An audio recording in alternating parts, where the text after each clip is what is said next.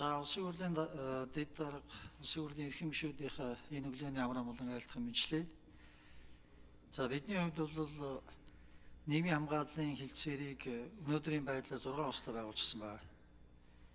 Одоо энэ Казахстан бол 7 дахь улс нь, за залгаад 8 дахь улс нь Австри болж орж ирэх байх. Тэгээд залгаад монголчууд маань олноор одоо оршин суудаг, амьдардаг, ажил хийдэг, суралцдаг одоо ийм улс орнуудад иргэдийнхээ нийгмийн хамгааллын баталгааг хангах чиглэлээр энэ зорилтыг биелүүлэх чухал ийм алхам болж байгаамаа.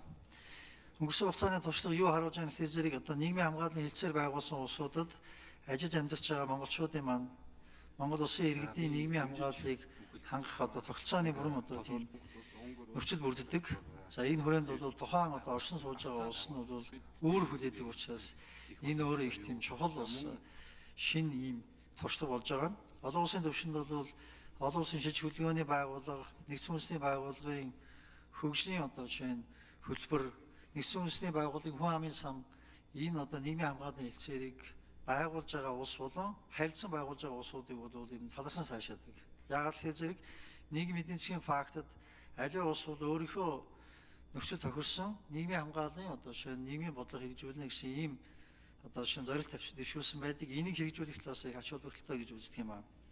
18 оноос хойш бол яг энэ одоо хилцээрийг байгуулах хүрээнд үе үеийн сайд нар 18 удааны бас юм хилцээрийн уулзалтууд хийгдсэн. Энэ уулзалтуудаар бол наривчилсан одоо байнгын одоо асуудлуудыг ярьж ирсэн. Хоёр талд тухайлбал нийгмийн даатгалын шимтгэл төлсөн байдлаар тэтгэврийг одоо нэгтгэн яаж тогтоох юм, яаж тооцох юм гэсэн аргачлалуудыг тооцсон. Тэрнээс гадна системийн хүрээнд бол эдгээр иргэд бол үйлчлэгээ яаж авах юм гэдэг энэ бүх зүйлийг бол тооцсон. Нарийн одоо судалгаа хийгдэж хоёр талын одоо бүхэл бүтэн одоо жишээ нь байгууллагууд ажилласан учраас энэ өөрөө их чухал одоо шийдвэр гаргах нөхцөл нь бүрэн хангацсан гэдгийг хэлье.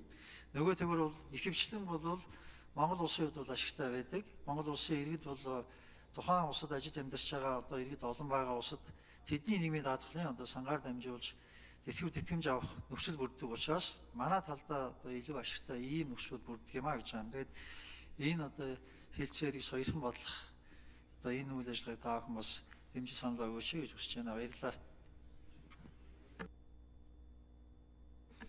За Зүлфгар гишүүн санал хэллээ. Улсын хурлын гишүүн